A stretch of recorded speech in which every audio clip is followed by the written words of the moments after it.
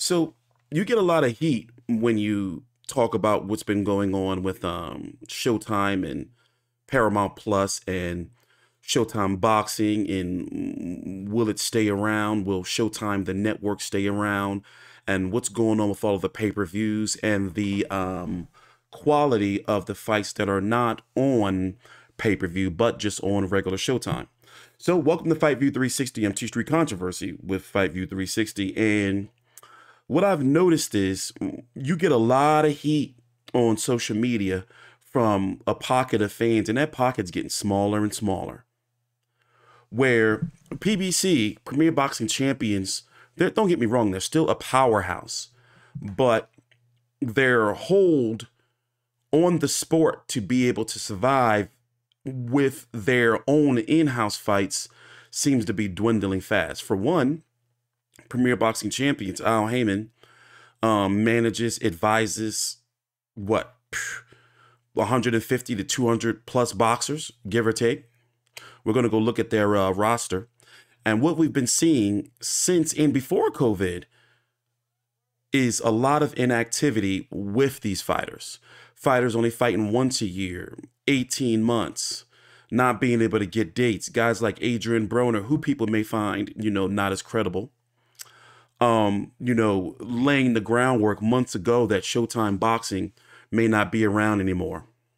So what we have here is an article and from the Hollywood Reporter that was published on February 13th.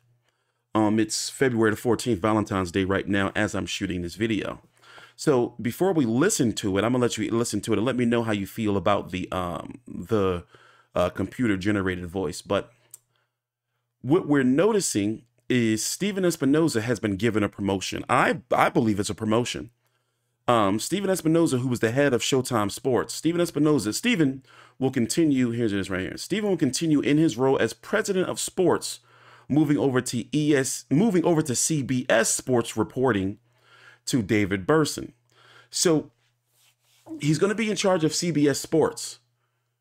CBS is the national, television. In fact, CBS is getting the Super Bowl next year. So to me, it's a promotion. It's bigger than boxing to me. And I've interviewed Stephen multiple times. He's always been cool with me. So, all that weasel talk, whatever, that's on you. But what we're noticing is we don't hear nothing about Showtime Sports. Now, will Showtime Sports fall under CBS? We've been hearing Bellator, MMA has been having some issues under the Showtime banner, with really getting to that next level of content. Hell, even last week you had the weekend before you had a Fader fight on free TV CBS, but he got beat up in a rematch in the first round. But we don't hear any mention of Showtime Sports. So here, let this play through. Take a time out, like the video, subscribe, follow me on Twitter at TstreeT Controversy. And we're going to dive deep into what I feel, in my opinion, is going on with PBC. And frankly, it's not just me saying it anymore, and the writing is kind of on the wall. There are glaring red flags, especially when you hear that Deontay Wilder and Andy Ruiz is likely not going to happen because the rumors are they can't guarantee their purses. So Andy Ruiz's team is pursuing a fight with Matchroom's Filip Hrgović. And there's soft rumors that Deontay Wilder is unhappy, pursuing a fight with Francis Ngannou, and maybe even a fight with Tyson Fury, a fourth fight that no one wants to see.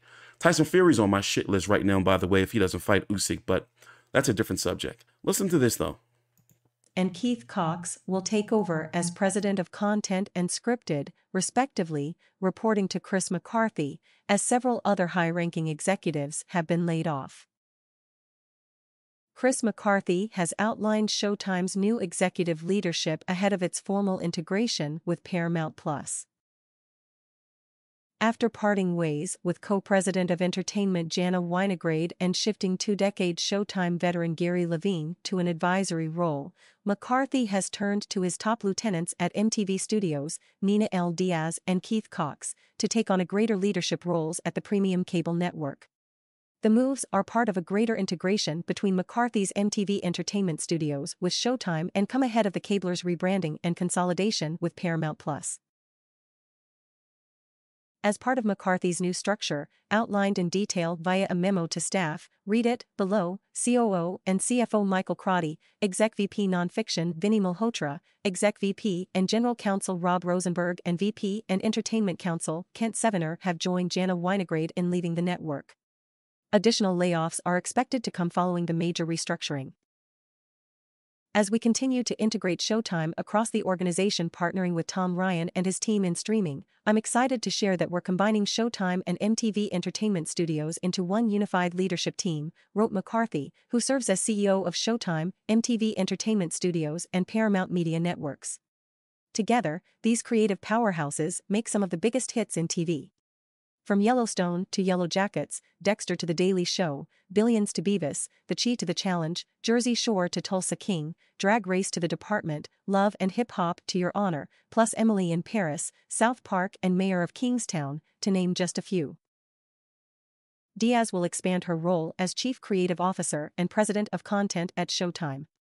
Diaz, who started out as an unscripted exec working under McCarthy at MTV, has been a rising star as the latter exec has transcended to the top creative role on Paramount Global's linear side.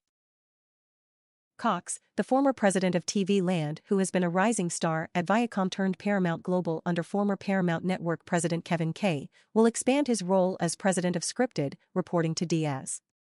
Cox, who added oversight of development and production at Paramount Network in 2017, has been the creative in charge of Taylor Sheridan and the showrunner's wildly popular Yellowstone franchise dating back to when former Spike TV president Kay turned to him for the role.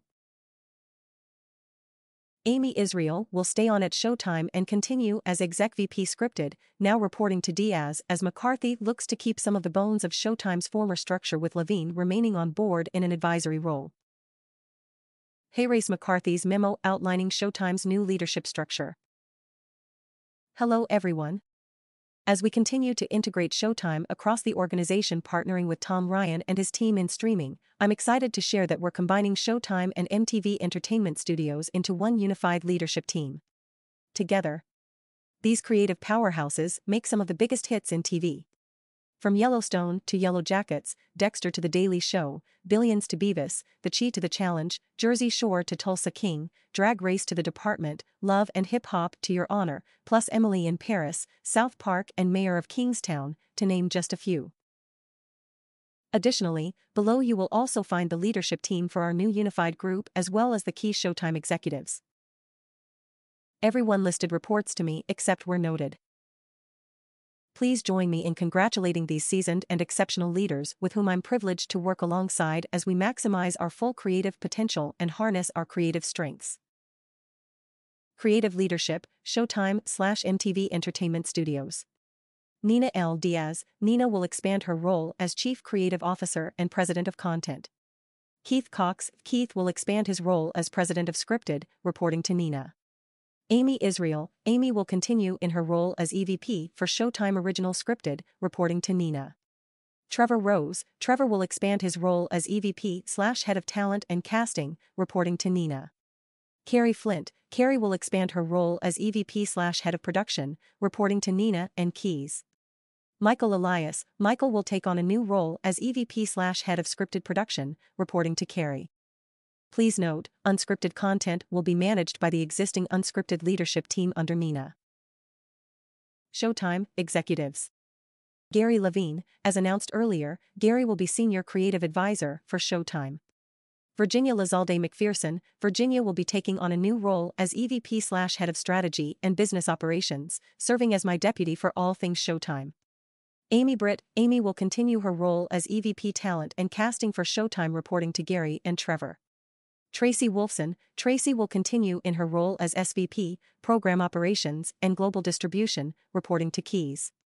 Ken Kay. Ken will continue in his role as EVP of Distribution for Showtime, reporting to Ray Hopkins. Stephen Espinoza. Stephen will continue in his role as President of Sports, moving over to CBS Sports, reporting to David Burson, President of CBS Sports. Michael Engelman. Michael will continue. Now, you hear that language there, but what did you not hear about? Showtime Sports. You didn't hear about it. Now it says, now the language here, it says Stephen will continue in his role as president of sports. He'll stay president of sports, but of CBS Sports, reporting to David Burson, president of CBS Sports. So does that mean that PBC is going to move over to CBS? Remember, they were already there at one point. Midday cards had a few primetime evening cards. For example, Danny Garcia versus Keith Thurman. Now, one thing for sure is if they go back to CBS, they can't put on bullshit fights no more. But if I'm being honest, people are going to fight tooth and nail, but it's all written. It's all right there. It's looking like Showtime Sports as a whole, or it's Showtime Boxing. If this is not like a red flag that it may be done and that those rumors have been true, then, you know, you're having fighters, for example. Let me break some things down here for you. Let's go over here. Look at their upcoming schedule. Now, they did just have Tank Davis versus Hector Garcia, but that was on pay-per-view. Like, it's no way that should have been on pay-per-view. Don't give me all that shit about Tank Davis being a pay-per-view attraction. Even Steven Espinoza kind of slipped up in their interview, you know, saying that the fight is not quite at 200,000 yet. Like, these pay-per-view numbers been dipping. They're too easy to stream. They know it, but they're not going to tell us that they know it. They put on O'Shaquie Foster versus Ray Vargas. Do you think that that card was expensive to produce? Or how about their next card between Sabril Matiz versus Jeremiah Poincy? You think this card is like expensive to produce? These cards are cheap in the grand scheme. Brandon Figueroa versus Mark Maxeyo. Jared Hurd versus Armando. You know, like these cards are not that expensive to produce, but then you have David Benavidez versus Caleb Plant that's on pay-per-view. We have no word on what's going on with Keith Thurman and Errol Spence. Is that fight supposed to happen in April? We should be hearing something, right? Or how about Tank Davis versus Ryan Garcia not being able to get over the finish line? I'm not saying that Showtime won't be out, will be out, or at least this year when it comes to pay-per-views, because the fans pay for those events. But something is definitely going on. For example, let's go look at the PBC fighters. And this is the time when I have to say, you know how fans are. You know, I posted on my Twitter that, you know, I can bitch all day long about like, the Zone has been charging my food stamp card. You know, after I put it on hold, you know, the Zone is doing this and Golden Boy's doing that and Tyson Fury pisses me off. But let you go talking about PBC. Motherfuckers start running out to you like the Ultimate Warrior, like for real. And it's like, it feels like, you know, and I'm saying this as respectfully as I can. It feels like that. How can I say? Like they're kind of pompous, but also not self-aware, like not aware. It's like, yo, look around. Like you literally have fighters, like, you know, you're hearing too much, you know, about not getting dates. So for example, look at all this inactivity. When was the last time Carlos Adames fought? You know, and does he have any fights coming up? I get it. He wants to fight Munguia, but still. Jerwin and Cajas, he just fought. You know, they got Demetrius Andrade now, but he was fighting, you know, opening up the pay-per-view. That was surprising to me. Chris Ariola's been still trying to get a fight. Mario Barrios just fought this last weekend. Rancis Barthélemy, where he's been. And these are smaller names, but we're going to get to some of the big ones. You know, Jose Benavidez Jr., he had a nice little salad. You know, Adrian Broner, he's not even over there no more. He's the one that, in fact, let me pull up that Adrian Broner clip. Because he really been spilling the beans. And as far as Frederick Turncoat Hawthorne, I don't care about him. No. But listen to this right here. This is what Adrian Broner said. By the way, Stephen Fulton taking on Inoue, likely on ESPN over in Japan. If this was a year ago, 2 years ago, you would have never convinced me that they would have been fighting, let alone in Japan. Haymon don't get down like that, but now he is. And I think it's because he got no choice. That's what I really think it is. But listen to this. Listen to this.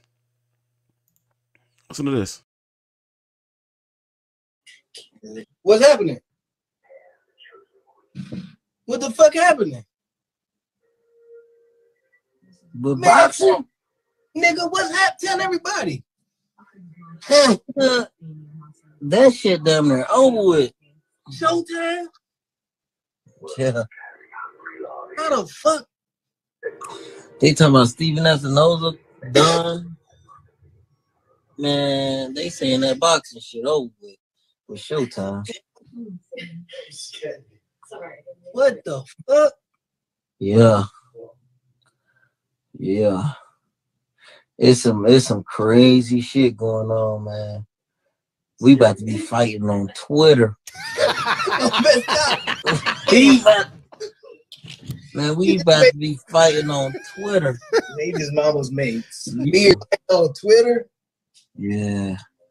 Nah, they be funny. That Showtime ain't going through shit like that, man. Mm-hmm. I know everybody knows it's you. Hell yeah, I know, man. It's getting bad, bro. They can't even promise Earl and Terrence no guarantees. The fuck? That's here, boy. Yeah, man. Man, hey Mac, I pray. The crazy thing is, Mac, I was just talking to them folks over there. I told them to let me start that HBO shit back up. Damn, they gonna keep going back and forth. HBO Showtime. Man, they might as well, because it's looking bad for Showtime right now, and I'm sorry, because I love.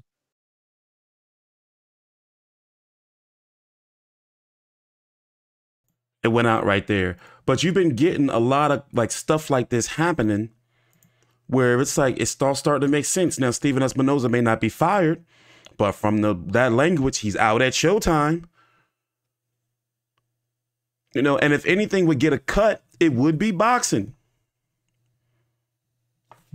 So look, Castaño, Butayev, Marcus Brown, you know, they don't have the, you know, Jamal's supposed to be coming back, but he had some, you know, some mental health issues he was dealing with, you know, family issues. Jamel, you know, he had a legitimate hand injury, so you can't really, you know, count that. Chris Colbert is supposed to be maybe fighting Radio on, what undercard was they saying? I forgot. Plant versus Benavidez. You know, where's Cody Crowley? Eastside Cruz, you know, they're going to have to throw him on a pay-per-view card somewhere. You know, you think they can keep up with all of these boxers? You think they can keep up? They got Rashidi Ellis now, but we saw what happened with him. Brandon Figueroa is back against Mark Macedo, as we talked about. Omar's retired. Steve Fulton, as we talked about. Sebastian Fendora, where he gonna go? Danny Garcia, you know, remember, he's at 154 right now. Won his last fight, but, you know, like, what is he doing against Jose Benavidez? But what is he doing? Hector Garcia, he's going to need another fight. You know, him and Foster may be a good fight to revisit. Tony Harrison is going over to Australia to fight Tim Tszyu. That's going to be on March the 25th. Like, you see what I'm saying? Jamal James is back. Adam Konoski, he may be done. Erislandy Lara, what's he doing? You know, will him and Golovkin probably happen? I don't know. Hope so. Sergey Limpinets, he's out there. He retired. Omar Figueroa. Erickson Lubin's trying to get back. Mark Maxeyo's fighting. Abner Maris, he didn't retire yet. You think they can keep up? You know, let alone paying these fighters? Frank Martin's got to come back. You know, David Morrell's got to come back. Tug Stutnayembayar's got to come back. Luis Ortiz hasn't retired. He's got to come back. Are you following me? Are you following me? Let's see who else we missing. The Ramos brothers. Rigondeaux's back, but he's on, I don't think he's PBC anymore, but he's back. Michelle Rivera's got to come back. Daniel Rahman retired, didn't he? Ruiz is trying to fight Felix Hergovitz. In fact, we have that article right here. There's a purse bid for this. It's going to be on February the 28th.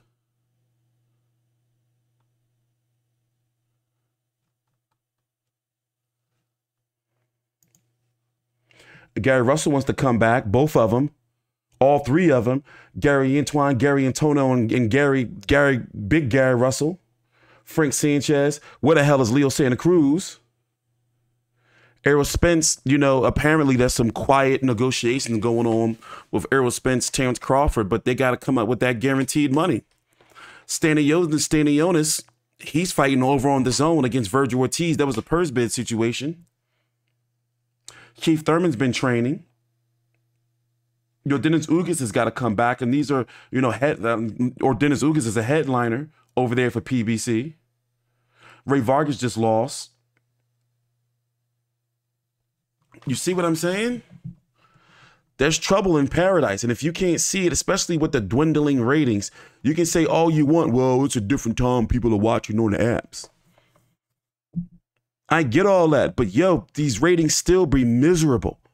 And you think these executives, you know, who probably don't even watch boxing, they looking at the numbers. They looking at the numbers. They be like, yo, why are we promoting all this?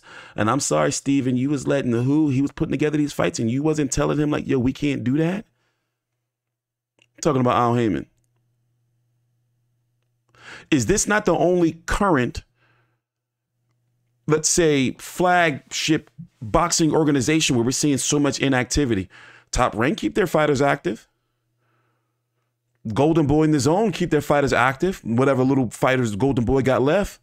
Bernard Hopkins did a very interesting interview with Fight Hub. Very interesting interview with Fight Hub about how, like, in fact, I'm gonna play a brief fair use clip, and I don't like using clips from other media outlets. I rarely use them, but this is kind of important. Hold on. Wait, here's a clip I want you to listen to too from Richardson Hitchens, who is now with Matchroom and has been getting fights. Yeah, like Top Rank has ESPN, all right? Matchroom has the Zone, that's their network. Mayweather Promotions don't have Showtime. Al Haymon really has Showtime. So it's like, you know what I'm saying? Like Mayweather can't make their own main events and be like, oh, okay, like we're gonna make Richardson this main event. Like, you know, Top Rank can make a guy 12-0, 13-0 the main event if they want. So that was kind of like, I think that was the deal breaker with that. And after during the pandemic, it just slowed me down. And then things kind of took a turn. But I was just begging for activity, and I just didn't see it going that route. So I had to make the best move for me. So again, is that one of the things that Matchroom is working on, just keeping you busy? Yeah, in the contract, I think I'm promised 3 fights in 1 year. Another thing we're gonna change about these fights, about getting this money. Stop getting this money when it's over. You gotta pay me after the time the fight is over with. That's what other fights gotta get to too. Waiting and all that. Because any other business shit, after the job's done, we want your money. We didn't want to wait no month or 2 weeks or 3. We need it now. That's another thing that needs to be changed. What? Another. Not only you get 40%, but you get 40% on that Monday. Ooh. Okay. Not no 6 months. We gotta wait till the numbers come in. Not no eight. Not no year. Yeah. I'm familiar. Monday. I'm familiar. That's what's up. Hey, Adrian, so by Wednesday, everything clear. My boy hyped about it, too. Everything's clear by Wednesday? Look at you. Okay. Look at you. That's been also another long-standing rumor that's been confirmed by about 4 or 5 fighters publicly, to where you fight for PBC, you be on that payment plan. You know, and they talk about them Al Haymon checks. They used to be, you know, big and, you know, like coming, you know, like from all over the place. It's not like that no more. But still, you know, for example, if a guy like Deontay Wilder is guaranteed $10 million, right? You know, you'll have a guy like Al Haymon that say, yeah, champ, putting his money away from for you, man, taking care of you. You know, but these fighters be like, yo, like, you know, like, I want my money. I want to go do some shit. But it looks like to me that money don't be on hand. Like, you know, it's ugly. It's ugly. Here's that last clip I was looking for. Now, I would never do this, so I hope they don't copyright my ass. So shout out to Fight Hub, because this is a very important piece of information right here. Now, we're just going to play the audio out of respect. Listen to this. This was recently at their Golden Boys last event.